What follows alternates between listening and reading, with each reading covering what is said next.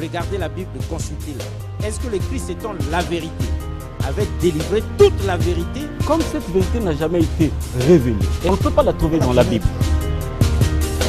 Mais pourquoi vous n'avez pas fait Éden vous-même? Pour ce qui me concerne, le Seigneur a toujours voulu que je partage cette expertise, cette expérience avec plusieurs personnes. Vous voyez à travers les médias, à travers le monde, il y a des débats entre les chrétiens, même les chrétiens. Mais ça se passe ici sur le plateau de Moïse. Nous les suivons. Ils ne se retrouvent plus. Vous avez toute notre permission parce qu'il y en a qui disent voilà. Des vérités fausses ici. Le terriblement. monde souffre terriblement parce que même la Bible, ils n'arrivent pas à la comprendre. L'adamisme, c'est une question identitaire. Où tu es, où tu n'es pas. L'être part de quelque part. Il faut lui affecter un esprit, une force capable d'animer l'être. Cette Afrique dont les chrétiens ne veulent pas entendre parler était une Afrique organisée.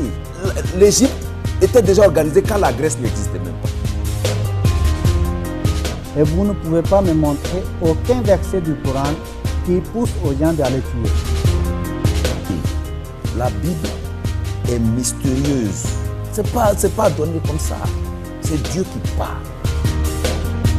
Et il vient en Afrique centrale, particulièrement au Congo, et il dit, ça c'est mon territoire. Il délimite son territoire. Et bien voilà, homéostasie, la spiritualité des profondeurs, le voyage guidé dans les mystères de l'esprit et surtout le choc des convictions duquel jaillit la vérité. Mesdames et messieurs, nous aurions pu comme ça là, vous raviver la mémoire avec les 5 dernières minutes de la première émission. Mais aujourd'hui, la première partie de cette émission, mais aujourd'hui c'est tellement chaud que chaque seconde est importante pour nous. Nous ne pouvons pas le faire. Donc les absents ont toujours tort. Ceux qui avaient raté la première partie, ils n'ont qu'à se mordre les doigts. Prochainement, n'oubliez pas que tous les samedis, 19h30, c'est homéostasie, la spiritualité des profondeurs. Alors, docteur, pour donner une idée de ce qu'on avait fait dans la première partie, à ceux qui prennent le train en marche, on avait parlé de quoi? La première partie, je salue d'abord tous les téléspectateurs, dans le nom du Seigneur. Et dans la première partie, il était question de démontrer selon les théories de William Branham, qui était réellement le 7e ange messager de l'église de Laodicée, selon la théorie qu'il avait empruntée de chez les dispensationalistes. Et nous sommes allés avec les propres déclarations de William Branham, jusqu'à ce qu'il puisse lui-même désigner qui était réellement le messager de l'église de Laodicée. Et c'est là que nous avons découvert qu'il y avait quelqu'un, un noir de surcroît. Un noir de surcroît, si on peut même nous balancer la toute première image, là où ils sont à deux. Bon, c'est une image qu'on a juste... on les a mis juste à côté, l'un de l'autre, comme le messager et son auxiliaire.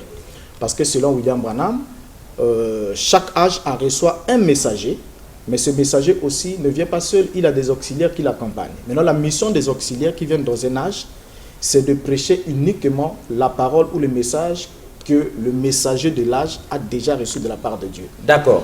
Nous arrêtons votre machine là, mesdames et messieurs.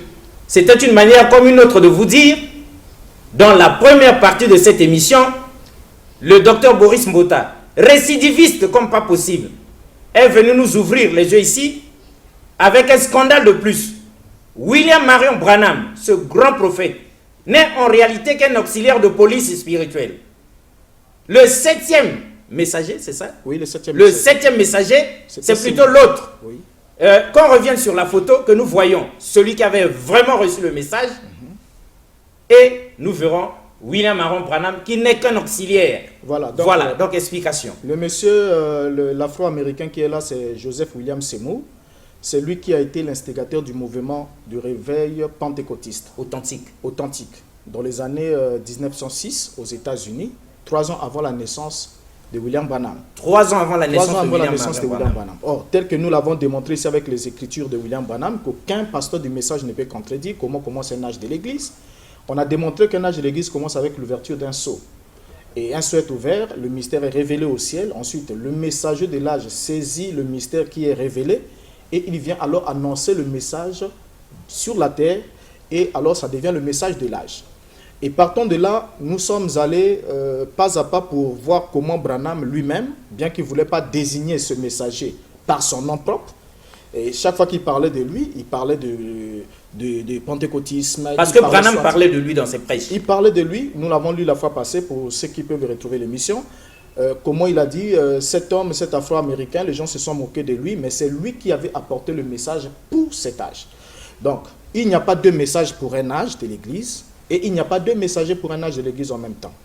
Maintenant, en poursuivant pour la série, la suite de l'émission aujourd'hui, nous aimerions comprendre un élément important. Non, avant qu'on entre dans la suite, aujourd'hui, quelqu'un voudrait savoir, mais qu'est-ce que William Marion Branham vous a fait finalement? Bon, aujourd'hui, vous faites de lui un auxiliaire de prophète. Alors qu'on pensait toujours que c'est le dernier, le 7e et tout dernier des prophètes. Bon, qu'est-ce qu'il vous a fait? Au fait, je ne Pourquoi vous veniez comme ça le déshabiller en public? Je ne fais pas de lui un auxiliaire, ce sont ses propres propos qui définissent comment doit fonctionner un âge. Et par rapport à ses propres déclarations, William Branham se classe comme auxiliaire. Tel qu'on avait démontré dans la première partie de cette émission.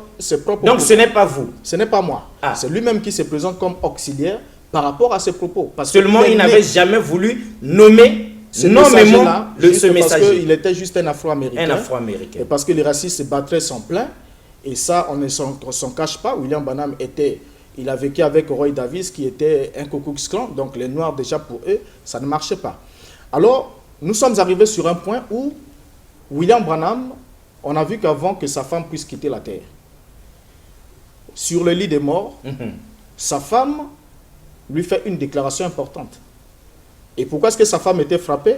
Selon toujours les propos de William Branham, c'est parce que Branham ne voulait pas aller communier avec les Noirs dans l'assemblée pentecôtiste, suite aux déclarations de la maman de Madame Branham qui ne voulait pas que sa fille aille au milieu des Afro-Américains.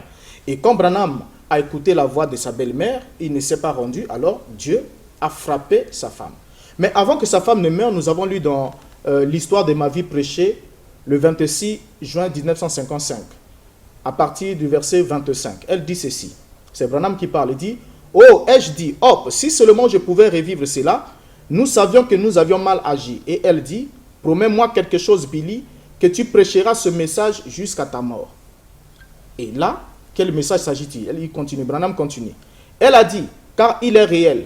Elle a dit, j'étais dans la gloire, j'ai vu le Seigneur Jésus et les anges. Oh, a-t-elle dit, c'est merveilleux. Elle a dit, je dois retourner. Elle a dit, ne pense pas que j'ai perdu la raison, car ce n'est pas le cas. Elle a dit, mais je sais de quoi je parle. Elle a dit, veux-tu me promettre que tu prêcheras le baptême du Saint-Esprit jusqu'à ce que tu quittes cette terre? Écoutez la réponse de William Branham. En tant qu'un bon auxiliaire dans un âge, il dit, j'ai dit, je le promets. Et dans l'histoire de ma vie encore, une autre prédication prêchée le 19 avril 59, paragraphe 218 à 219, il déclare ceci. Elle a dit, nous n'aurions jamais dû écouter maman, ces gens-là étaient dans le vrai. Et j'ai dit, je sais. Donc Branham sait, il savait que les Noirs, les Afro-Américains étaient dans le vrai. Dans leur message, ils étaient dans le vrai. Il vient de confirmer, sa femme lui dit, ces gens-là étaient dans le vrai. Et Branham confirme et dit, je le sais. Paragraphe 219. Elle a dit, promets-moi ceci, que tu vas aller vers ces gens-là. Et elle a dit, parce qu'ils sont dans le vrai. Et William Branham aussi promet à sa femme qu'il ira vers ces gens. Maintenant, qu'est-ce qui va se passer réellement? Qu'est-ce qui fait qu'aujourd'hui, réellement, aujourd'hui, William Branham puisse tourner le dos au message pentecôtiste et qu'il puisse les traiter de tous les noms? Qu'est-ce qui s'est réellement passé? Dans les années 50, William Branham, quand il rejoint les pentecôtistes, il était d'abord entouré des pentecôtistes et tout, mais les pentecôtistes ont commencé à constater que William Branham commençait à amener des enseignements qui n'avaient rien à voir avec la doctrine chrétienne et biblique. Il a commencé à amener tel que la sémence du serpent, des enseignements gnostiques qu'il prenait par-ci par-là, sur la pyramide, sur beaucoup de choses qui n'avaient pas de relation avec le christianisme authentique. Alors, quand on lui a fait des reproches, Branham va alors tourner le dos aux pentecôtistes. Et il va prêcher là où je pense que les pentecôtistes ont failli. Et dans cette prédication prêchée en 56, Branham dit tout sauf rien contre le pentecôtisme, sans démontrer cela ou prouver cela avec les Écritures. Mais qu'est-ce qui va alors se passer? Comment Branham va terminer alors sa vie? Branham va oublier rapidement l'épisode du décès de sa première épouse et il va alors se rebeller contre le message de son âge. Quand je dis de son âge, c'est-à-dire le message prêché par Joseph William Seymour, selon ses propres propos. Et on y blasphémant dans les derniers sermons de sa vie. Et j'ai ici les extraits des déclarations de Branham contre le baptême du Saint-Esprit qu'il a dit être le message pentecôtiste. Contre le baptême du Contre le baptême du Saint-Esprit. Branham va dire ceci. Dans la brochure prêchée intitulée « L'enlèvement », prêchée le 4 décembre 1965, paragraphe 144, il dit « Vous dites, j'ai reçu le baptême du Saint-Esprit. Cela ne veut pas dire que vous êtes sauvés, bien loin de là. » Or, William Seymour a prêché que quand vous avez le baptême du Saint-Esprit, vous êtes sauvés. Les apôtres Paul l'ont prêché que le baptême du Saint-Esprit, c'est le sceau de votre foi. Lorsque Dieu agrée votre foi, il vous baptise du Saint-Esprit et vous êtes sauvés. Mais ici, William Branham dit, vous dites, j'ai reçu le baptême du Saint-Esprit, cela ne veut pas dire que vous êtes sauvés, bien loin de là. Ça, c'est le 4 décembre 65. Le 5 décembre 65, Branham dit encore dans la brochure les choses qui sont à venir, paragraphe 111 à 112. Il dit, vous dites, mais je prophétise, Caïphe aussi, Balaam aussi, ça n'a rien. J'ai le baptême du Saint-Esprit. Ça non plus, ça n'a rien à voir avec la chose. C'est seulement un don temporaire pour vous. Il ne s'arrête pas là. Là, c'est le 5 qui fait cette déclaration. Et le 6 décembre 65, le jour qui suit, dans la brochure, les événements modernes rendus clairs par la prophétie. Paragraphe 100. Branham dit ceci. Remarquez, nous constatons aujourd'hui que il y a bien des gens qui ne peuvent vraiment pas croire ça. Même les gens remplis de l'esprit. Je vais vous dire quelque chose, une chose que vous allez trouver dure à avaler. Le baptême du Saint-Esprit ne veut pas dire que vous allez entrer. Pas du tout, pas grâce à ça. Ça n'a rien à voir avec votre âme. Regardez comment Branham invalide le baptême du Saint-Esprit. Ça n'a rien à voir, avec votre âme. Alors que les apôtres ont enseigné autre chose. Et ça, c'est ce que la Bible appelle une insulte contre le Saint-Esprit, contre son œuvre, contre sa mission. Et c'est un blasphème. Il ne s'arrête pas là. Là, nous sommes le 6 décembre 65. Il va déclarer alors le 7 décembre 65, donc le jour qui suit encore, dans la prédication « Être conduit », paragraphe 162. Il dit ceci. « Beaucoup d'entre vous pensent, j'ai le baptême du Saint-Esprit, je vais au ciel. » Ça ne veut pas dire du tout. Ça ne veut pas dire du tout que vous allez au ciel. Non, monsieur. Vous pouvez avoir le baptême du Saint-Esprit chaque heure de votre vie et être quand même perdu et aller en enfer. La Bible dit oui, c'est tout à fait exact. Ça, c'est Branham. Donc, pour Branham, il se moque du Saint-Esprit. Vous pouvez avoir le baptême du Saint-Esprit à chaque heure de votre vie et aller en enfer. Mais alors, partons de là, c'était une phrase de trop. Ça, c'est parmi la dernière déclaration de Branham. Et le 12 décembre 65, il prêche la communion. Ce n'était pas dans une église, c'était une sainte scène comme ça en réunion. Et le 24 décembre, il va faire un accident et va connaître une mort fatale, comme nous le savons. Donc, Branham meurt en blasphémant contre le Saint-Esprit, des fautes qu'il n'a pas pu réparer. Or, Jésus est clair. Dans Marc 3, verset 29, il dit, « Mais quiconque blasphémera contre le Saint-Esprit n'obtiendra jamais de pardon. Il est coupable d'un péché éternel. » Or, ça c'est clair. Les dernières déclarations de William Branham, c'est une offensive contre le baptême du Saint-Esprit, alors qu'il a promis à sa femme, qui avait même rencontré Jésus, que sa femme lui dit, promets-moi que tu prêcheras le baptême du Saint-Esprit jusqu'à ce que tu quittes cette terre. Et Branham dit, je le promets. Mais malheureusement ici, on voit qu'il se retourne et se met à canarder. Et c'est ça qui a causé son départ. Alors, partons alors de là, puisque nous avons compris que William Branham, en principe, était un récidiviste contre le message de son âge, c'est-à-dire le message du 7e ange, messager de l'Odyssée. Selon sa propre théorie, je répète toujours, selon lui-même, Joseph William Seymour, l'Afro-Américain. L'Afro-Américain. Voilà. Et Branham alors s'en va. Et quand Branham s'en va, aujourd'hui, on doit se poser une question. Parce que on chante généralement, surtout dans les deux Congos, les autres parties de la terre ne sont pas trop impactées par le message de Branham, comme les deux Congos. Et même quand vous entendez parler du message de Branham dans les autres pays, c'est très souvent les Congolais, soit d'ici, soit de la RDC, qui y vont. C'est comme si Branham était Congolais des deux Congos. On dirait bien. Alors, si cela est arrivé ainsi, c'est parce que les gens sont très sous-informés en ce qui concerne William Branham. 1. Branham prêche en anglais. 2. Nous sommes un pays francophone. Et de 3, il n'est pas possible de vérifier la source du message de Branham, puisque les documents sources dans lesquels il puisait sont pour la plupart en anglais. Alors la question qu'on doit se poser à la suite, puisqu'on a compris que William Branham était un auxiliaire, donc il n'était pas le messager du 7e âge, et on va encore c'est pas lui le messager du 7e âge. On va encore l'appuyer avec ses propres déclarations. On va alors se poser une question. On nous dit, nous l'avons dit aussi aux gens, que William Branham était un prophète. Un prophète, c'est celui à qui vient la parole du Seigneur. Selon sa propre définition, on va encore le lire. Alors la question qu'on doit se poser ce soir, c'est celle de savoir, est-ce que le message de William Branham est une révélation divine ou c'est un plagiat? Est-ce que William Branham était un prophète de Dieu ou il était un plagiaire des autres œuvres? Alors, révélation, nous savons que par définition, c'est l'action de porter à la connaissance d'une personne quelque chose de caché ou d'inconnu. Et le plagiat nous est défini comme étant le fait de s'approprier le travail créatif de quelqu'un d'autre. Ça, c'est le plagiat.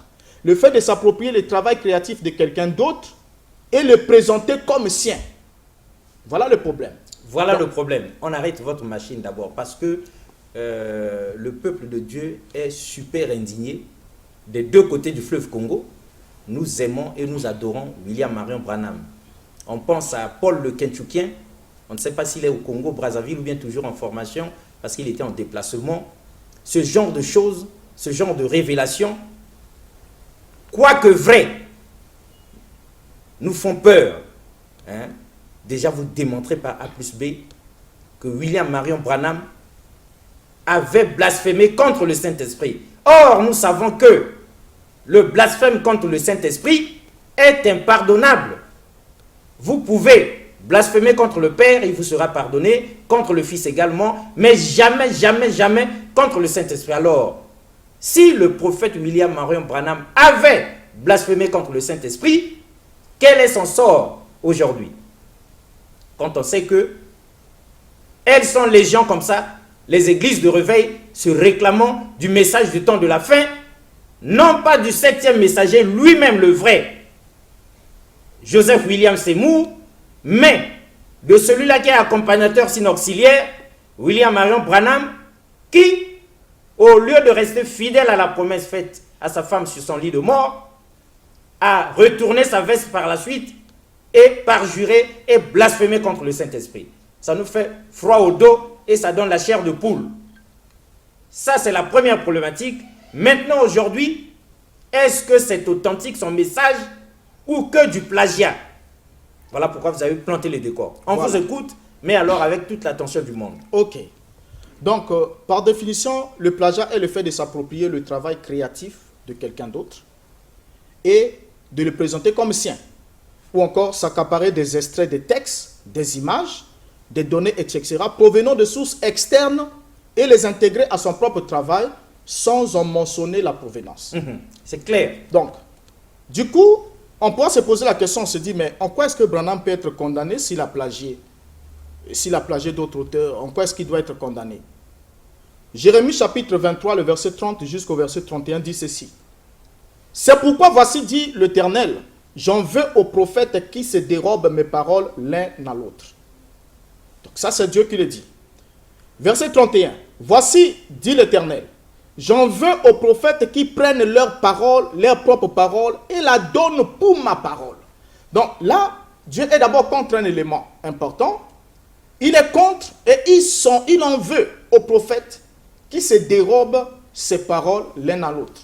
C'est-à-dire Dieu s'adresse au prophète X et il y a un autre qui vient et dit je suis prophète.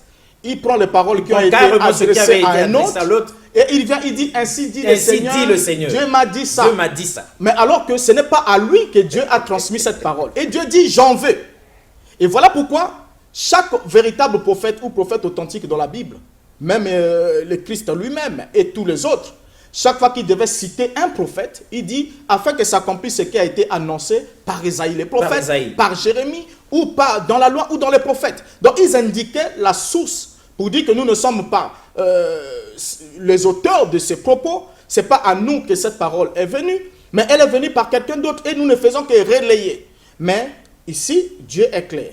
Donc c'est ce qui fait que lorsque quelqu'un plagie quelqu'un d'autre, alors Dieu l'en veut. Mais si Dieu l'en veut, alors Dieu ne donne pas crédit à ce qui est fait. Pourquoi est-ce que nous voulons parler, regarder si le message de William Branham est une révélation divine ou encore juste un simple plagiat? Parce qu'on doit d'abord noter un élément important, c'est que le véritable christianisme, ou le christianisme authentique ou apostolique, est fondée, est d'abord, a d'abord des principes, est fondée sur des principes fondamentaux.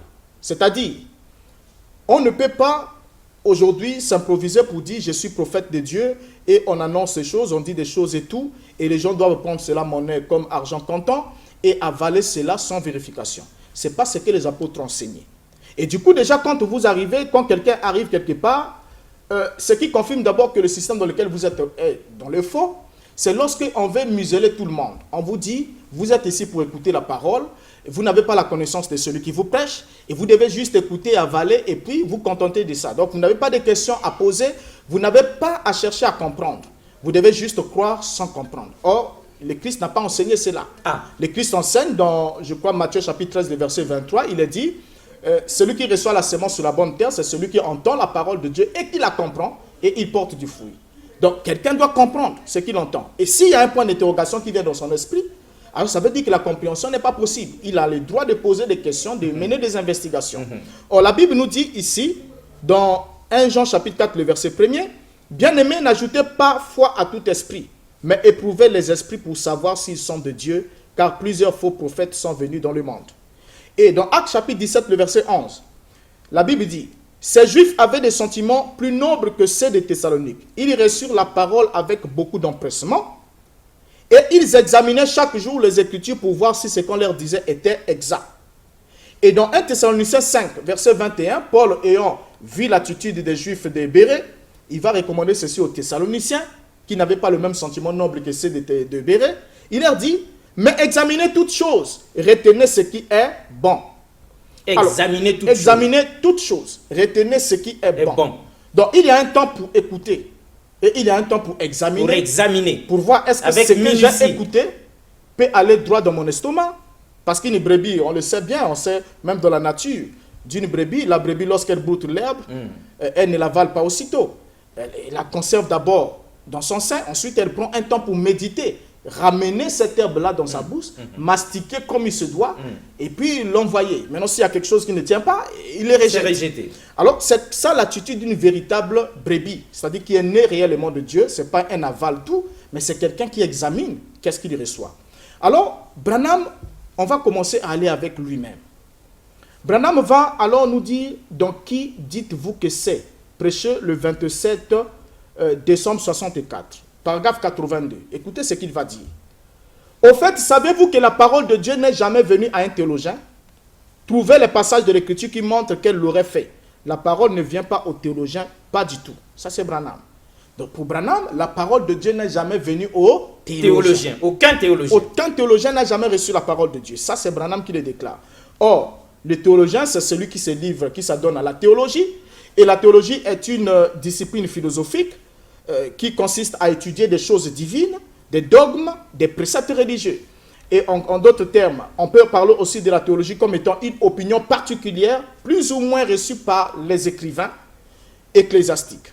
Alors, Branham dit ici que les théologiens ne peuvent jamais recevoir la parole de Dieu. Donc, arrive-t-il à Dieu de changer d'avis à propos de sa parole? Prêché le 18 avril 1965.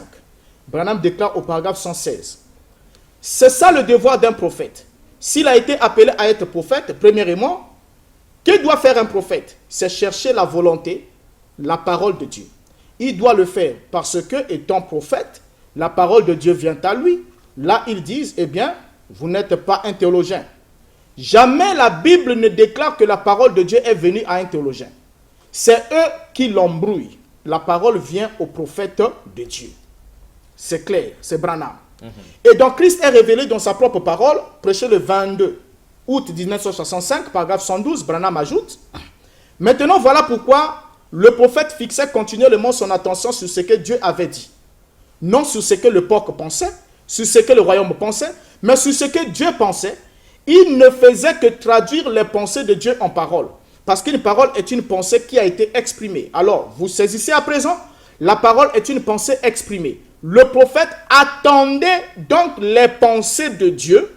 Et quand Dieu lui révélait ses pensées, il exprimait cela en parole. Ainsi dit le Seigneur. Voyez, non pas ainsi dit je, moi le prophète, mais ainsi dit le Seigneur. Voyez-vous, très bien. Et ici, Branham est clair, il dit que le prophète devait attendre les pensées de Dieu et ensuite les traduire en parole. Or, attendre signifie quoi? Ce qui est normal.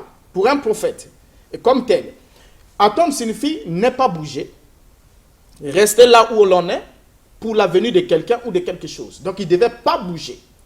Et il le dit en fonction de Amos chapitre 3, le verset 7, qui dans la Bible dit « Car le Seigneur l'Éternel ne fait rien sans avoir révélé son secret à ses serviteurs, les prophètes. » Mais c'est moi quand Branham s'approprie ces versets, Branham oublie, ou bien peut-être il était ignorant du fait que dans Hébreux 1, il a dit, après avoir parlé de plusieurs reprises et de plusieurs manières à nos pères par les prophètes, mais Dieu dans ces derniers temps nous a parlé par le Fils.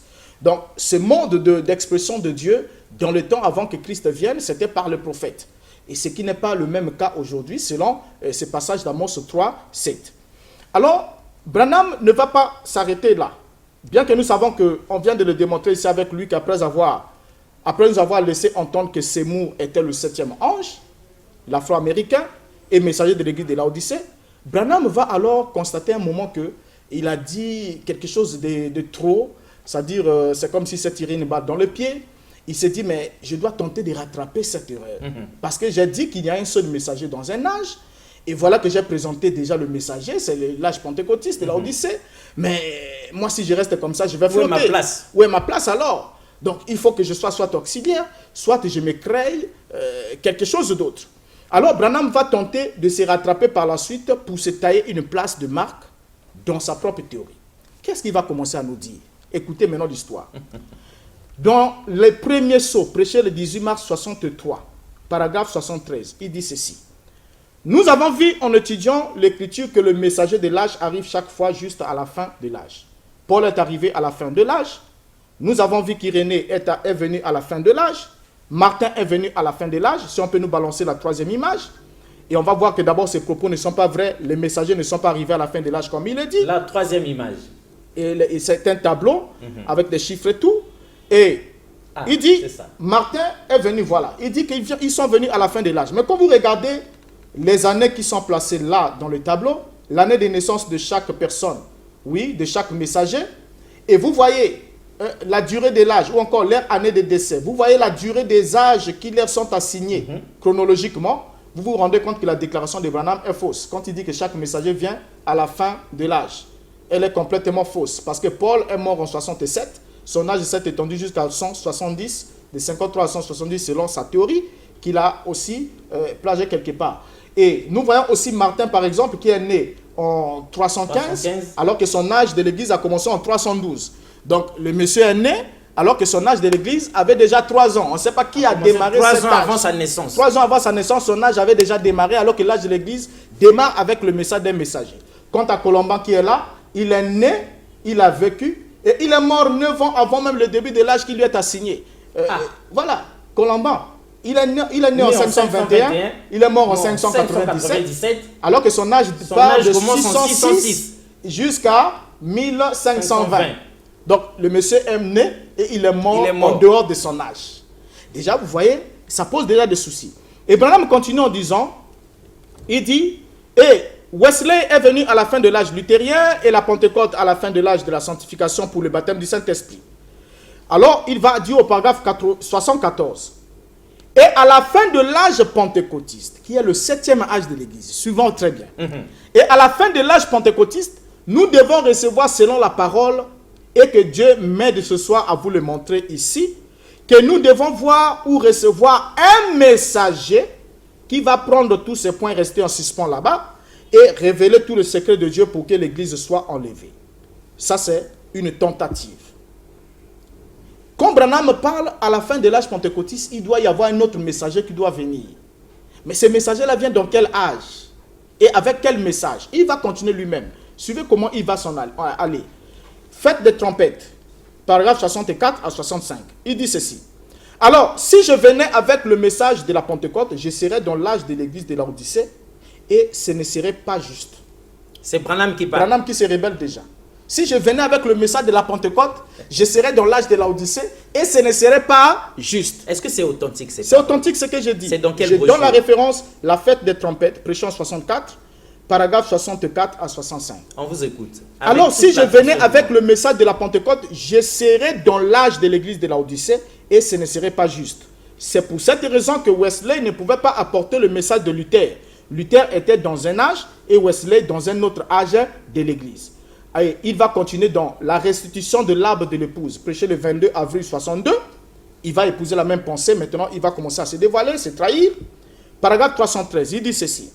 Comprenez-vous cela? Amen. Car Dieu a dit, je restaurerai cela. Comment va-t-il restaurer cela? Par 4 messagers de la mort. Il a été détruit. Donc l'église a été détruite par 4 messagers de la mort. Un peu ailleurs, il dit, le Gazam, le Gélec, la Sotérée, les Asiles ont détruit l'église. Donc les 4 premiers âges de l'église, c'était la destruction vraiment de l'église jusqu'à ce que l'église semble dans l'âge des ténèbres. Ça, c'est Branham. Il continue. Alors, 4 messagers de vie restaureront cela. Donc, il y a 4 messagers qui ont détruit l'église pendant les 4 premiers âges. Et Branham ajoute, il dit, 4 messagers de vie restaureront cela. Et on va continuer à les lire. En passant, on va signaler ça aux amis branhamistes qui le savent très bien. Que Branham dit que 4 n'a jamais été le chiffre de Dieu dans sa mathématique. Et le chiffre de Dieu, c'est 3. 4, c'est le chiffre de la mort. Et il continue, dit ceci. Qui fut le premier? Martin Luther avec la justification. Qui fut le deuxième? John Wesley avec la sanctification. Qui était le troisième? Est-ce qu'il va citer les noms? Écoutez-les. Qui était le troisième? La Pentecôte avec la restauration des dons, le Saint-Esprit, le baptême du Saint-Esprit. Il ne veut pas citer ces mots. Il dit, qui était le quatrième? La parole. Quoi? La parole. Paragraphe 314. Il ajoute, il y a eu 4 grands prophètes. L'un d'eux, Martin Luther, a commencé à faire briller une lumière. C'était une petite lumière, juste une très petite force de justification. Puis vint Wesley plus fort, la sanctification. Après Wesley vint le plus fort que lui, le Pentecôte, la Pentecôte, le baptême du Saint-Esprit, dans un autre grand prophète. Voyez. Mais dans les derniers jours, selon Malachie 4, Élie doit venir avec la parole elle-même. On peut nous balancer la 4e image. Alors, Branham va être rattrapé. Image. Il va être rattrapé par l'évidence des choses. L'ironie du sort. Branham nous présente ici que... Est-ce que c'est ça la 4e image? Oui, cette image, on peut la garder. On peut la zoomer. Voilà. Donc, Branham va être rattrapé. Comment il va être rattrapé? Il va lui-même dire dans le 3e sceau prêché le 20 mars 1963, alors qu'un peu plus haut là, il vient de nous dire que l'église doit être restaurée par 4 messagers. Et ces 4 messagers sont 4 grands prophètes, dont il cite Luther, il cite Wesley, et quand il arrive c'est Joseph Seymour, il dit la Pentecôte, le baptême du Saint-Esprit. Il ne veut pas citer son nom. Il ne l'a jamais fait.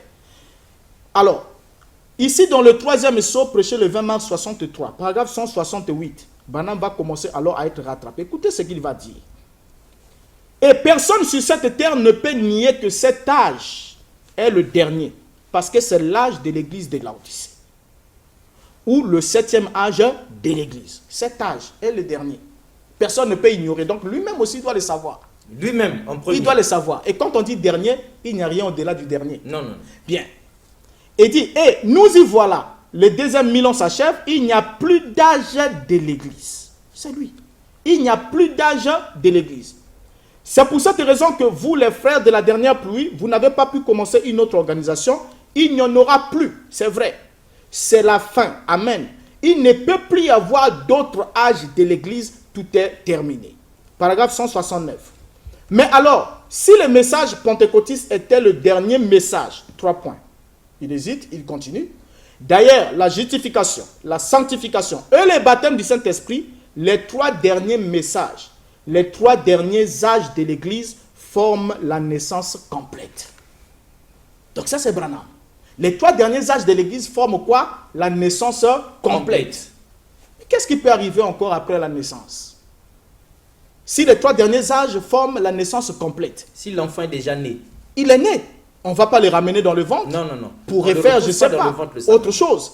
Et paragraphe 170, il dit, c'est comme quand une femme est en train d'avoir, est sur le point d'avoir son bébé, la toute première des choses qui arrive, c'est l'eau. Ensuite, c'est le sang. Ensuite, c'est la vie. C'est fini. C'est fini. C'est la naissance. L'eau, le sang et la vie. Il ajoute encore dans la demeure future de l'épouse céleste et de l'épouse terrestre, prêché le 2 août 64, paragraphe 99.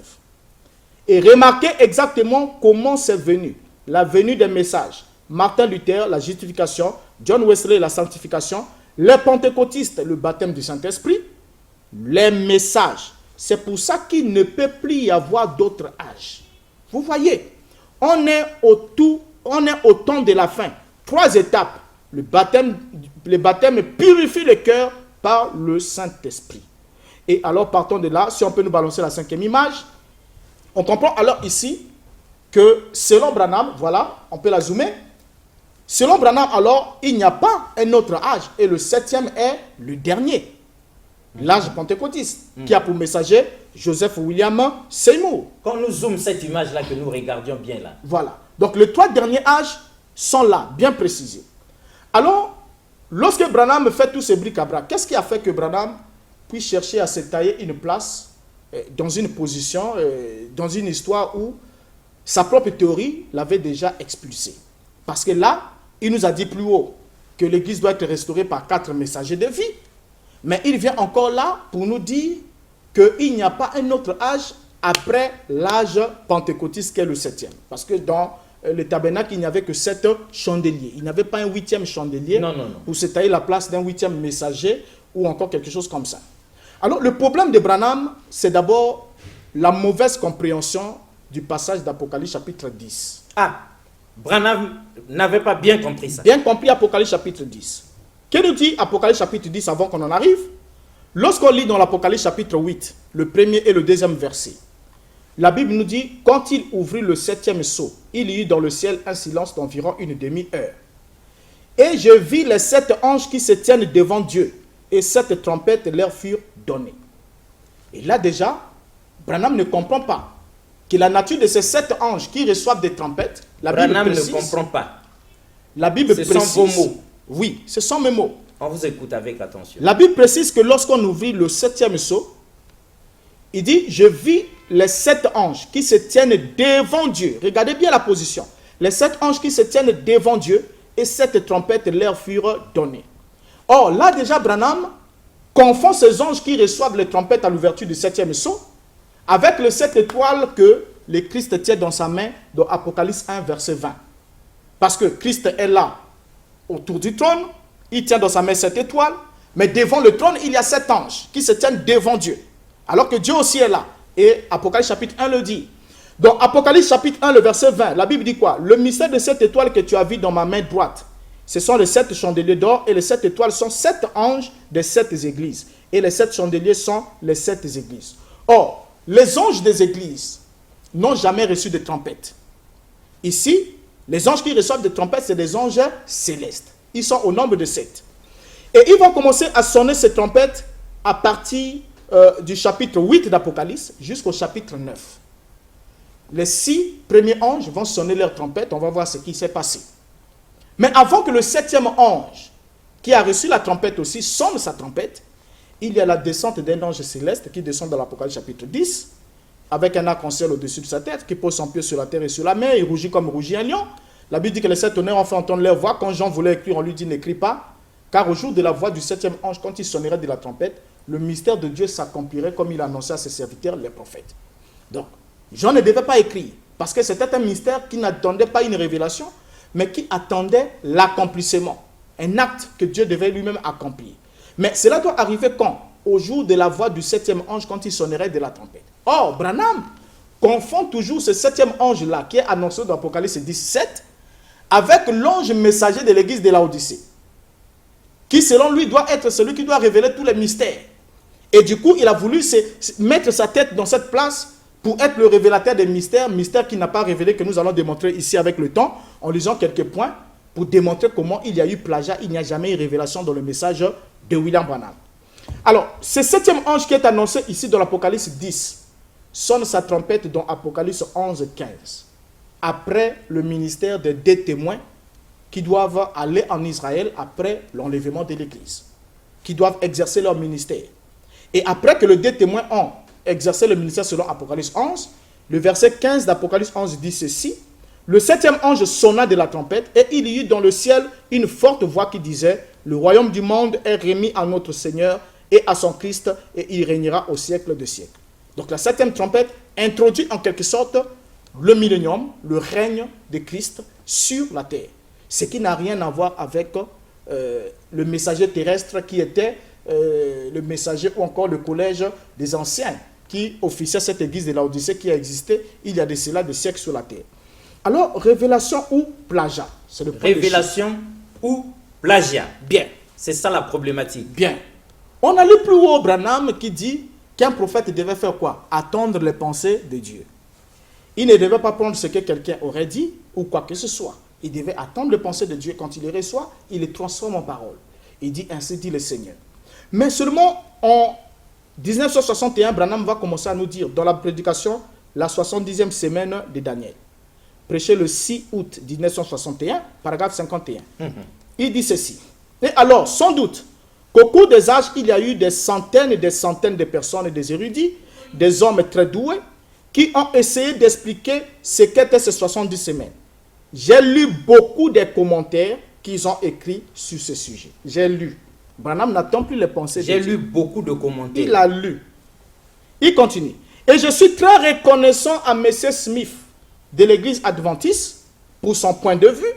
Je suis très reconnaissant au docteur Larkin de son point de vue. Je suis reconnaissant à tous ces gens très érudits pour leur point de vue sur le sujet. Et de les lire, ça m'éclaire beaucoup. De les lire. De les lire, ça m'éclaire beaucoup. Parole de William Branham. Parole de William Branham, prophète messager du temps de la fin qui devait révéler le mystère.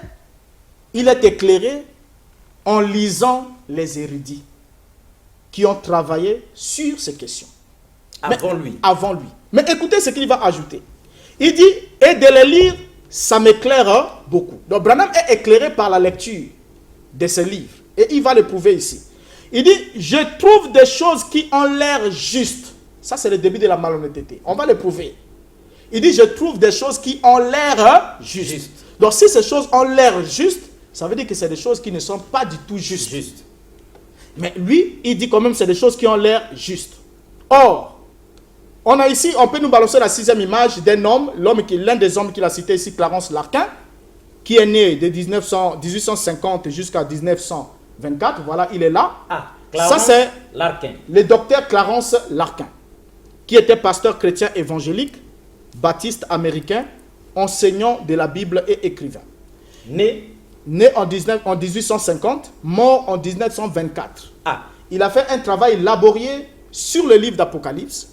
Et nous allons ici, faute de temps, je crois que je peux communiquer mon numéro de téléphone. Ah oui, évidemment. Évidemment. Pour que tous ceux qui voudraient continuer avoir la chose avec vous. Voilà. Parce qu'il y a plein de textes ici qu'on va démontrer, pour qu'on puisse démontrer réellement qu'il y a eu plagiat, qu'on voit au point et à la virgule. Mais il y en a tellement. Ça dit tout le message de William Branham. Comme je l'ai dit, 80% du message ou 90% du message de Branham a été pris dans les livres de cet homme, Clarence Larkin. Remettez-nous Clarence Larkin. Voilà, c'est lui. Donc c'est du plagiat fait automatiquement puisé chez Clarence Larkin. À 90% du message de Branham. Donc tout ce que Branham a enseigné. Votre numéro, pour qu'on n'attaque pas au mieux choisir la spiritualité des profondeurs, on vous appelle à quel numéro? Le numéro de téléphone, on peut le relever, comme ça on pourra m'écrire même par WhatsApp, et je pourrai envoyer à ceux qui veulent le vérifier les textes de Clarence Larkin, voilà, mariés au texte de William Branham pour qu'ils fassent même la comparaison. Étude comparative des textes. Voilà. Voilà. Donc, ils peuvent appeler au 06 522 46 66. Je répète, 06 522 46 66. Pour ceux qui sont à l'extérieur du pays, il peut précéder cela par l'indicatif 00242. Alors ici, on va alors se rendre compte que Branham lisait alors des documents. Il lisait ses érudits. Et pour prêcher l'un des messages, il cherchait la vérité, il cherchait la révélation dans les écrits de ses érudits. Exactement. Et c'est là qu'il a été éclairé. D'abord, pour prendre juste un exemple pour chaque cas au moins, lorsqu'il prêche les 70 semaines, il nous a dit ici qu'il a trouvé des choses qui avaient l'air juste. N'est-ce pas? L'air juste. L'air juste. Donc ça veut dire qu'il n'était pas juste. Parce que quand ça a l'air, ce qui a l'air, ce n'est pas l'exactitude. Bien. Maintenant ici, lorsqu'on prend une déclaration, je prends juste un point. Le point 1 de 70 semaines de Daniel. Quand Branham prêche les 70e semaines de Daniel, dans les 6 buts de la visite de Gabriel à Daniel, prêché le 30 juillet 61, paragraphe 41-42. Écoutons ce que dit Branham. C'était là les 6 buts de la visite de Gabriel. Maintenant, abordons le numéro 1. Si vous voulez le noter, vous qui avez vos crayons, numéro 1, pour faire cesser la transgression. C'est la première chose. Donc, faire cesser les transgressions d'Israël que ce dernier a commises contre Dieu. Ce sera détourner de Jacob les impiétés. Eh bien, pour voir ça, prenons Romains, le chapitre 11 de Romains, et commençons au verset 21 de Romains. Maintenant, nous allons vers quoi? Faire cesser les transgressions. Romains 11, 21. Écoutons maintenant ce que dit Clarence Larkin dans The Book of Revelation, page 49, là où il lui a puisé cette déclaration. Vous allez voir la similitude. Il dit 1. Pour finir la transgression, c'est de la transgression d'Israël qu'il est question ici. Et la cessation de celle-ci sera de détourner de Jacob les impiétés. Romains 11, versets 26 à 27. Donc on peut continuer ici chaque point, comme j'ai transmis mon numéro de téléphone, on peut m'écrire et chaque point de William Branham. Ça c'est d'abord dans les 70 semaines de Daniel, il a complètement plagié Clarence Larkin, même le tableau qu'il décide, c'est Clarence Larkin, et tout ce qu'il fait, c'est complètement du plagiat. Alors écoutez-le comment, lorsqu'il parle de l'exposé des âges de l'Église, il dit dans la page 63, il dit quelque chose ici, il dit, comme cette étude allait être l'étude la plus sérieuse que j'ai jamais entreprise jusqu'à présent, j'ai cherché Dieu pendant des jours pour qu'il m'accorde l'inspiration du Saint-Esprit. Ce n'est qu'ensuite que j'ai lu les passages de l'Écriture qui traitent des âges de l'Église et que je me suis plongé dans les nombreux livres d'histoire de l'Église écrits par les historiens les plus objectifs que j'ai pu trouver. Dieu n'a pas manqué de répondre à ma prière. En effet, pendant que je lisais la parole et les livres d'histoire. Donc, Branham s'inspire dans la lecture. Et puisque c'est une affaire de temps ici, comme je l'ai dit, on pourra toujours me recontacter pour avoir tous ces éléments. Quand Branham prend par exemple la théorie des âges de l'Église, là où il classe les années et tout, si on peut nous balancer un autre tableau, puisque les images parlent plus que les paroles. Un autre tableau. Un autre tableau. Voilà. Et dans ce tableau-ci, regardez, faites la comparaison entre Clarence Larkin, qui est le premier à avoir fait des 7 églises, les lettres adressées aux 7 églises de l'Asie mineure, cette période de l'église ou cet âge de l'église. Et non seulement cela, il a aussi placé les années du début de chaque âge et la fin. Regardez la similitude avec Branham. Donc, Branham commence de 53 pour le premier âge à 170, mais Clarence commence en quoi? 70 à 170. Vous voyez? Et le reste est la même chose jusqu'à la fin, seulement l'âge de la Odyssée. Pour Branham, il a mis 1906, conformément au message de William Seymour, le message du 7e âge de l'Église. Mais pour Larkin, il met 1900. Mais le reste, c'est la même chose. Donc, qu'est-ce que Branham a reçu comme inspiration? Il n'a rien reçu. Donc, il prend chez Clarence Larkin. Oui. Pour que ce soit clair dans la tête de tout le monde. Parce que là, visiblement, docteur, vous arrivez, vous mettez le pied dans le plat. Les gens sont en train de manger. Vous marchez dans le plat. Si ce n'est pas énervant, entre William Marion Branham et Larkin, quel est l'élève qui avait déjà fini, a rendu sa copie et qui est déjà sorti de... Voilà. Quel est celui-là qui avait fini en premier et rendu sa copie? Parce que des deux, il faut que l'un soit l'authentique et l'autre le tricheur. Mais entre ces deux élèves-là, dans la salle d'examen, qui avait rendu sa copie en premier? Est-ce qu'ils ont vécu à la même époque? Non, mais Clarence est décédé en 1929. Branham était encore un gamin. Ah! Il a laissé beaucoup de livres. Il suffit d'aller sur... Donc les 7 âges de l'Église, tout ça, Clarence en avait parlé déjà bien avant. Clarence a parlé de tout ça. Ça dit qu'il y a beaucoup d'éléments, tout le message de Branham. Les 7 âges de l'Église, la brèche entre les âges de l'Église et les 7 sceaux, les plans sur le découpage d'Apocalypse. Tout ce que Branham dit, ça a été pris chez Clarence Larkin. Docteur Boris Mbota, vous êtes dangereux parce que vous venez là démolir tous les tabernacles du message du temps de la fin. Alors, ceux qui nous suivent, est-ce que c'est le docteur Boris Mbota qui ment ou c'est vous qui refusez de voir la vérité en face? La politique de l'autruche. Le danger est là, mais je cache ma tête. Ça ne fait pas partie pour autant le danger. Dites-nous, Larkin, William Marion Branham, qui avait dit quoi en premier? Qui pouvait plagier entre guillemets l'autre? Mais docteur Boris, dites-nous, mais vous attendiez quoi pour... Vous savez que le message du temps de la fin s'est enraciné comme pas possible, vous l'avez dit, dans les deux Congos. Oui.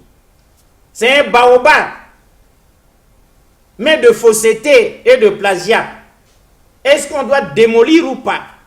Est-ce que nous devons encourager le mensonge ou bien nous devons pour une fois démanteler tout ça, démantibuler? L'homme de Dieu, respect pour ce que vous avez délivré là. Parce que vous savez, ils sont nombreux, ceux qui se perdent. Lorsque les frères du message délivrent le message de William Marion Branham, comme les sources sont en anglais, comme nous sommes francophones, et comme nous n'avons même pas accès à ces sources-là, nous nous contentons de ce que le pasteur ou bien l'autre aura dit dans un tabernacle quelconque. On s'arrête là, sans aucune vérification. Maintenant, n'accusez pas homéostasie, appelez au 06 522 46 66. 06 522 46 66. Ce n'est pas nous autres qui pouvons appeler. Pas tout le monde, mais nous, les frères du message du temps de la fin. Parce que l'heure est à la vérification des choses. On va tamiser tout ça. Est-ce que le 7e messager, c'est Joseph William Seymour ou c'est William Marion Branham? Ça, il faudrait qu'on regarde. On ouvre la Bible, on ouvre les brochures. On regarde les actes de naissance des uns et des autres. Et on se dit, entre Larkin et William Marion Branham, qui avait fini en premier, avait rendu sa copie, était parti à la maison et l'autre a plagié. C'est ça le problème. C'est fou, c'est homéostasique. On est ravis tout autant, mais on a aussi peur. Que dites-vous pour atterrir en bonne et due forme? Pourquoi êtes-vous venu aujourd'hui démontrer par A plus B que tout le message de William Marion Branham, en réalité, ce n'était que pur plagiat? Bien. Pourquoi est-ce que je le fais? C'est parce qu'on a une responsabilité. Vous savez, quand l'apôtre Paul a été épargné du judaïsme, il a reçu pour mandat de retourner d'où il a été tiré, afin d'ouvrir aussi les yeux aux autres. Exact. Et qu'il puisse passer des ténèbres à la lumière, qui quitte l'emprisonnement encore satanique. Donc, l'objectif, c'est juste de démontrer que William Branham n'a jamais eu un message. C'est-à-dire son message, c'est juste, si je peux me permettre le terme, pour ne pas être trop dur. Permettez-vous le terme. C'est juste de la friperie. C'est-à-dire c'est une robe d'occasion. Et ce n'est pas un message de seconde main. Flambant neuf, c'est un message de seconde main. Et il a fait du syncrétisme bizarre. Il a syncrétisé les choses au point de créer un monstre qui fait qu'il suffit de regarder seulement ceux qui confessent les soi-disant messages. Ils ne sont pas unanimes. Pourquoi? Parce que Branham piochait là, là et là. Alors, pourquoi est-ce que très souvent quand on évoque cette question sur le plagiat de William Branham, il y en a qui disent... Il vous reste 30 secondes. Ok, 30 secondes, bon. J'aurais pu démontrer parce qu'il y avait un pasteur qui avait dit... On vous accorde encore 30 secondes, donc vous avez 1 minute. Merci beaucoup. Il y avait un pasteur qui m'avait dit l'autre fois, il avait répondu, il dirait indirectement, je crois que c'est à point noir, mais répondant, il dit que Branham a plagié Clarence Larkin. Mais est-ce que Clarence Larkin a prêché sur le 7e sceau? Donc pour eux, ça c'est le point final. Mais ils ne savent pas. Je vais prendre tous les autres éléments. Je prends juste un seul élément, un seul point où Branham a répété Clarence Larkin, et même mal répété, sur le soi-disant 7e sceau. Sans parler des autres Parce que Clarence Larkin en avait parlé aussi. Il en avait parlé. Et rapidement. Bien. Branham compare le 7e sceau à une fusée. Il dit ceci. Dans la brochure, le 7e sceau, paragraphe 233. Remarquez, c'est la fin de l'âge de l'Église. C'est la fin du 7e sceau. C'est la fin des trompettes. C'est la fin des coupes. Et même la fin de l'introduction au millénium. Tout ça dans le 7e sceau. C'est comme quand on lance une fusée dans les airs, la fusée explose ici, et elle monte, et elle explose ici, et elle monte, et elle explose encore, et elle fait jaillir 5 étoiles. L'une de ces 5 étoiles explose, et elle propulse 5 étoiles. Puis l'une de ces 5 étoiles explose et elle propulse 5 étoiles. Vous voyez, ça continue comme ça jusqu'à ce que ça s'éteigne. C'est comme ça pour le 7e sceau. Il met fin au temps. Absolument tout s'est terminé dans le 7e sceau. Maintenant, écoutez l'auteur de la déclaration qu'il a mal rendue ici. Et c'est par là qu'on va terminer. C'est là qu'on va chuter. Clarence Larkin qui parle du 7e sceau, il dit dans The Book of Revelation, donc le livre de la Révélation, page 115. Juste ce point. Il dit, il ne faut pas oublier que le 7e sceau comprend tout ce qui se passe pendant le son des trompettes et le déversement des coupes, et se prolonge jusqu'à l'inauguration du millénium.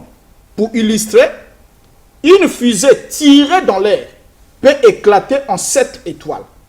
Et une de ces étoiles peut s'éclater en 7 autres étoiles. Et l'un de ces deuxièmes groupes d'étoiles dans un troisième groupe de 7 étoiles. Ainsi, le 7e sceau comprend le 7 trompettes et la 7e trompette comprend le 7 coupes et il continue. Donc ça, c'est Clarence Larquin. Et là, j'aimerais encore rappeler à mes chers amis, vous qui me suivez... Il vous reste 5 secondes pour conclure. 5 secondes. En tout cas, je vous aime. Je sais que ça fait mal, c'est décevant. Même moi aussi, quand j'ai eu à apprendre ça pour la première fois, vous ne savez pas ce que ça m'a fait. Comment j'ai été déçu de voir que j'ai soutenu longtemps un homme que je disais être messager, prophète, porteur d'un message, révélation et tout. Mais quand je suis allé trouver la marmite dans laquelle il mettait sa main et comment il rendait même mal la pensée qui était plagiée, ça m'avait fait très mal, comme cela vous fait. Donc contactez-moi au 06, s'il vous plaît, 06 522 46 66. Et si vous avez un WhatsApp, c'est aussi mon numéro WhatsApp.